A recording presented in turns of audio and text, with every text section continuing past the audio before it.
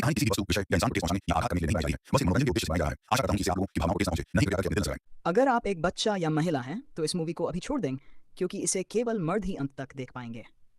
Film की शुरुआत एक आवाज से होती है जिसमें नरभक्षी की कहानी सुनाई जाती है। ये एक ऐसी जनजाति की बात करता है जो कभी मानव मांस का सेवन करती थी। उनका मानना था कि किसी व्यक्ति को खाने से वे उसकी बुद्धिमत्ता और ताकत को अपने भीतर समाहित कर सकते हैं। इस कथन के बाद फिल्म शुरू होती है। राहुल नाम के एक नकाबपोश व्यक्ति से, जो एक नरभक्षी है, वह इस समय रेगिस्तान में है और अपने अगले शिकार की तलाश में है, जो एक इंसान है।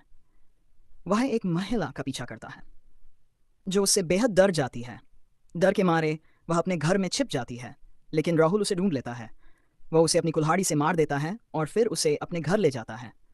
इसके बाद वह उस महिला के मांस से मीटबॉल बनाता है। अपनी भूख शांत करने के बाद वह बचे हुए हिस्सों को बेचने के लिए राजमार्ग के किनारे एक दुकान पर जाता है। वह उन्हें बेचकर पैसे कमाता है। फिर एक कार राजमार्ग से गुजरती है और एक जोड़ा उसकी दुकान पर आता है। वे आपस में बहस कर रहे होते हैं क्योंकि लड़का मीटबॉल खाना चाहता है जबकि लड़की शाकाहारी होती है। वह नहीं चाहती कि लड़का मीटबॉल खाए। मीटबॉल परोसते हुए राहुल कई चुटकुले सुनाता है जो लड़के को बेहद मज़ेदार लगते हैं। पता चलता है कि राहुल का सपना एक प्रसिद्ध कॉमेडियन बनने का था, लेकिन उसे कभी मौका नहीं मिला। जब वह जोड़ा जाने ही वाला होता है, अचानक राहुल पीछे से अपनी कुल्हाड़ी उठाकर उस लड़के पर हमला कर देता है और उसे मार डालता है। ये देखकर लड़की डर जाती है। वह जान बचाने के लिए दौड़ती है और सौभाग्य से उसे सड़क पर एक कार मिल जाती है। इस कार में एलिनोर नाम की एक लड़की बैठी होती है। वह उससे अपनी जान बचाने की गुहार लगाती है, लेकिन एलिनोर उसकी मदद करने से इनकार कर देती है। पता चलता है कि एलिनोर राहुल की दोस्त है। उसे तुरंत समझ आ जाता है कि यह भागती हुई लड़की राहुल का अगला शिकार है। थोड़ी देर बाद राहुल वहां पहुंचता है और उस लड़की को भी मार देता है, फिर उसे अपने घर ले जाता है। इसके बाद वह फिर से इस जोड़े के मांस से मीटबॉल बनाना शुरू करता है। दृश्य कटता है और अब हम एक प्रसिद्ध गायिका क्रिस्टल को देखते हैं, जिसे आज एक उत्सव में परफॉर्म करना है। वह उसी रास्ते से गुजर रही होती है जहां राहुल का इलाका पड़ता है। वहीं एलिनोर खड़ी होती है और कार के खराब होने का नाटक कर रही होती है। दरअसल वह एलिनोर राहुल के लिए शिकार करने आई थी। क्रिस्टल ने उसे लिफ्ट दी और जैसे ही वह कार में बैठी, एलिनोर ने उस पर हमला कर दिया और उसे बेहोश कर दिया। इसके बाद राहुल वहां आया और दोनों ने मिलकर क्रिस्टल को उसके ही घर के अंदर ले गए। ने क्रिस्टल को बांध दिया। जब क्रिस्टल को होश आया तो उसने खुद को हुल के सामने पाया। उसने पूछा, तुम मुझसे क्या चाहते हो? उनने जवाब दिया, कुछ नहीं, बस चाहता हूं कि तुम मेरे सामने रहो। ये कहकर ने क्रिस्टल को कई चुटकुले सुनाने शुरू कर दिए। क्रिस्टल को समझ नहीं आ रहा था कि एक किडनैपर उससे जोक्स क्यों शेयर कर रहा है। क्रिस्टल गुस्से में बोला, मैं तुम्हें खत्म कर दूंगा और यहाँ से भाग जाऊंगा। लेकिन राहुल ने कोई जवाब नहीं दिया और खाना खाने बैठ गया। इसी बीच हम शेरिफ वीवर को देखते हैं, जिसे खबर मिलती है कि क्रिस्टल रेगिस्तान में गायब हो गई है। शेरिफ उसकी तलाश करते हुए राहुल के घर पहुंचता है। राहुल साफ मना कर देता है कि वो क्रिस्टल को नहीं जानता और वो इस घर में अकेला रहता है। शेरिफ को शक न हो, इसलिए वह उसे घर के अंदर भी ले आता है और वहां भी उसे बहुत सारे जोक्स सुनाता है। इस वजह से दोनों थोड़े फ्रेंडली हो जाते हैं। थोड़ी देर बाद राहुल टीवी देखने बैठता है, जहां वह एक क्लब का विज्ञापन देखता है, एक स्टैंड अप कॉमेडी क्लब जहां कोई भी परफॉर्म कर सकता था। जो हमेशा एक बड़ा कॉमेडियन बनना चाहता था, उसके लिए ये मौका परफेक्ट था। वो वहां जाने का फैसला करता है और क्रिस्टल का गाना सुनने लगता है, जिससे पता चलता है कि उसने अभी तक क्रिस्टल को मारा नहीं था, क्योंकि वह उसकी फेवरेट सिंगर थी। गाना बजाते बजाते पुरानी लाशों को काटने लगता है और उनके मांस से मीटबॉल बनाना शुरू कर देता है। तभी एलिनोर घर आती है और उसे क्रिस्टल के मीटबॉल खाने को कहती है। जवाब देता है कि उसने अभी तक क्रिस्टल को मारा नहीं है। फिर क्रिस्टल से मिलने जाता है, लेकिन क्रिस्टल गुस्से में चिल्लाता है। उसकी बातों से परेशान होकर उसके मुंह पर टेप चिपका देता है। वो फिर टीवी पर ध्यान देता है, जहां खबर चल रही थी कि फेमस सिंगर क्रिस्टल लापता हो गई है।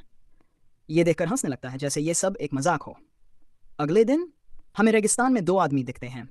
शायद वे चोर थे और किसी पुराने खजाने को ढूंढने आए थे, लेकिन खुदाई करने के बाद भी उन्हें कुछ नहीं मिला। उन्होंने राहुल का घर देखा और सोचा कि शायद वहीं पर उनका चोरी किया सामान है। वे राहुल के घर के अंदर घुस जाते हैं और वहां बंधी हुई क्रिस्टल को देखते हैं। वे हंसने लगते हैं। जब क्रिस्टल उन्हें भाग जाने को कहती है तो वे उसकी बात नहीं मानते। तभी राहुल आता है, एक आदमी पर हमला करता है और उसे खत्म कर देता है। कहानी। दूसरा आदमी ये सब देखकर अपनी जान बचाने के लिए भागने लगता है, लेकिन राहुल तेजी से उसका पीछा करता है, उस पर हमला करता है और उसे भी खत्म कर देता है। फिर वह उसकी जेबें चेक करता है, जहां से उसे एक क्लब का पोस्टर मिलता है जो स्टैंड अप कॉमेडी करने का मौका दे रहा था। उस पोस्टर पर क्लब का पता भी लिखा हुआ था। इसके बाद राहुल वॉशरूम में जाकर आईने के सामने खड़ा हो जाता है और खुद को समझाने लगता है, हाँ मेरे जोक्स अच्छे हैं, अगर लोग सुनेंगे तो ज़रूर हंसेंगे। लेकिन तभी वो खुद से कहता है, मैं खुद को झूठी उम्मीद क्यों दे रहा हूँ, मुझे पता है ये सब बकवास है, मैं इसके लिए अभी तैयार नहीं हूँ। थोड़ी देर सोचने के बाद राहुल क्रिस्टल के पास जाता है और उससे पूछता है, क्या तुम मेरी मदद कर सकती हो? क्रिस्टल चौंक कर पूछती है, किस तरह की मदद? राहुल कहता है, तुम एक आर्टिस्ट हो, बहुत सारे ऑडियंस का सामना करती हो, मुझे बताओ कि स्टेज पर जाकर सामने बैठे लोगों से कैसे डील करना है। क्रिस्टल मुस्कुराकर कहती है, इसमें सोचने जैसा कुछ नहीं है, तुम्हें ऑडियंस के बारे में सोचना ही नहीं चाहिए, बस स्टेज पर जाओ और अपनी बात रखो, जिंदगी में हर किसी को एक बार रिस्क लेना चाहिए। क्रिस्टल के ये शब्द राहुल को बहुत मोटिवेट करते हैं और वो खुद को तैयार करता है। फिर वह फन क्लब के लिए रवाना हो जाता है। शेरिफ और एलेनोर उसे उसके पहले शो के लिए शुभकामनाएं देते हैं। जब वह क्लब पहुंचता है तो उसकी उपस्थिति सबको हैरान कर देती है। उसके कपड़े खून से सने हुए थे और शरीर पर भी खून के धब्बे थे। वह एक कैनिबल नरभक्षी की तरह तैयार हुआ था और उसने अपना नाम कैनिबल कॉमेडियन रजिस्टर करवाया था। उससे पहले बहुत सारे कॉमेडियन अपने जॉक्स पेश करते हैं और ऑडियंस काफ़ी एंजॉय करती है। फिर आती है राहुल की बारी।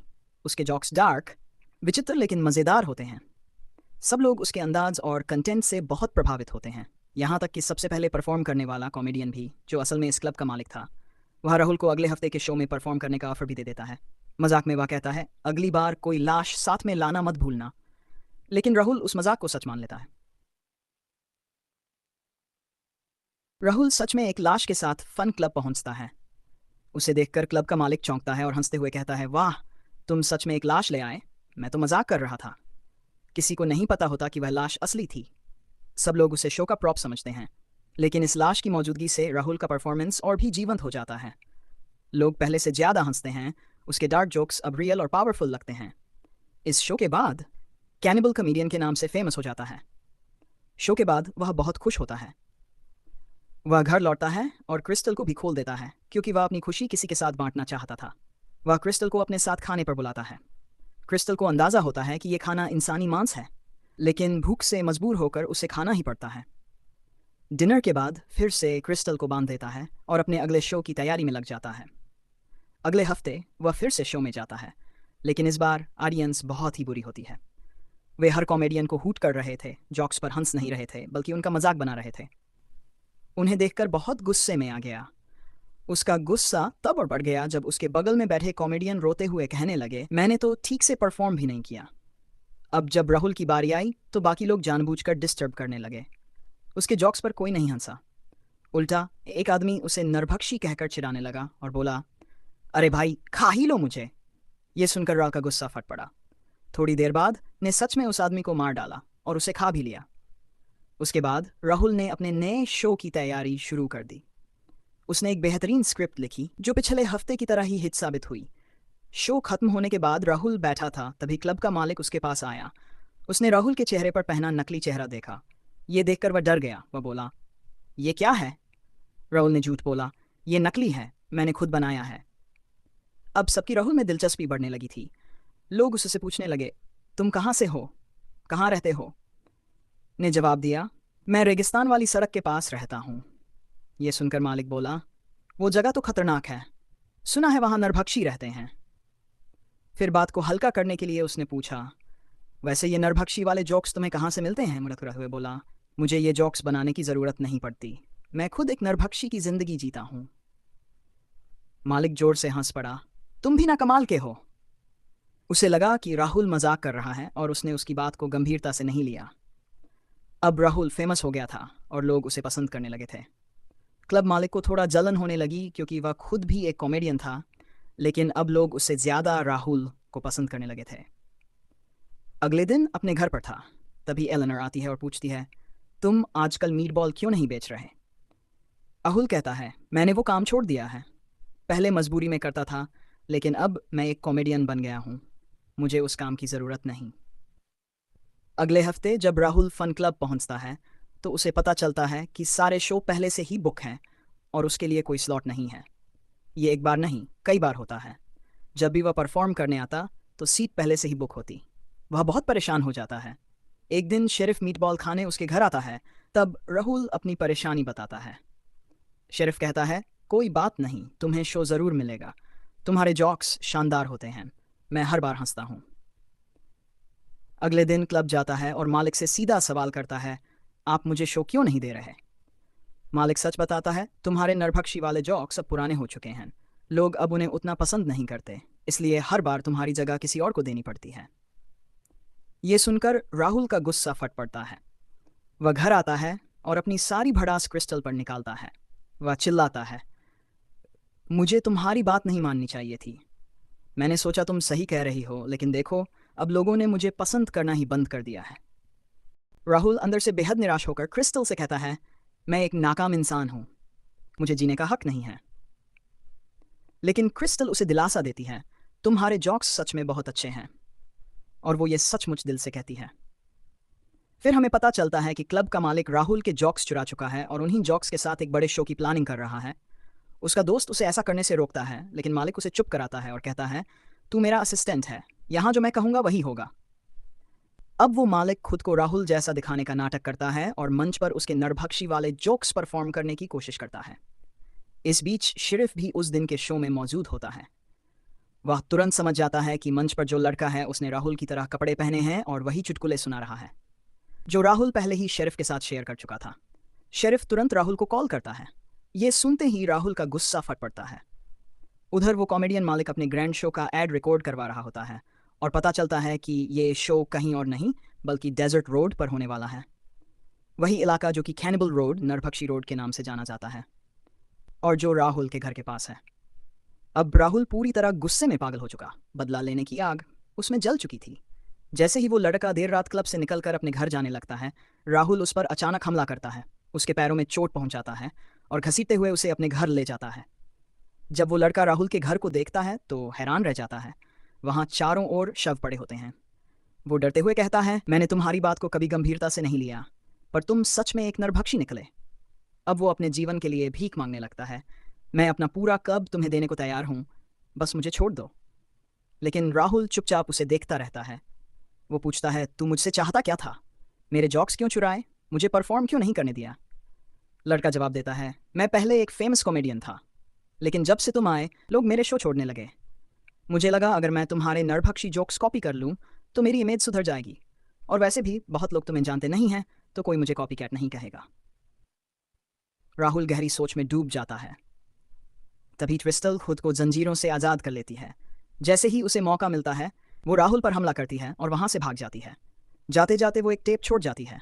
कुछ देर बाद राहुल उस टेप को प्ले करता है। उसमें क्रिस्टल की आवाज़ आती है, मैंने पहले ही कहा था, मैं तुम्हें ख़त्म कर दूंगी और भाग जाऊंगी।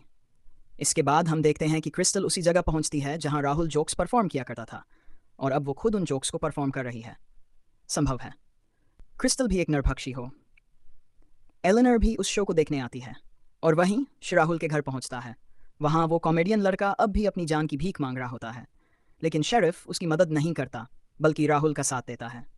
फिल्म के अंत में राहुल उस कॉमेडियन को मार डालता है। कहानी एक सस्पेंसफुल रिवील के साथ खत्म होती है। To be continued. अगला भाग जल्द आने वाला है।